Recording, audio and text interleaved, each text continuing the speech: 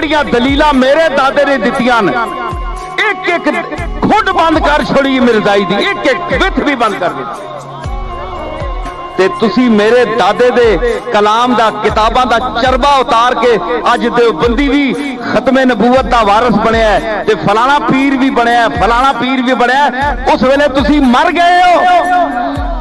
ਜਿਸ ਵੇਲੇ ਉਸਨੇ ਲਲਕਾਰਿਆ ਉਸਨੇ ਕਿਸੇ ਨੂੰ ਪੀਰ ਹੀ ਨਹੀਂ ਮੰਨਿਆ, ਉਸਨੇ ਕਿਸੇ ਨੂੰ ਆਲਮ ਹੀ ਨਹੀਂ ਮੰਨਿਆ, ਉਸਨੇ ਮੇਰੇ ਦਾਦੇ ਨੂੰ ਆਲਮ ਮੰਨਿਆ।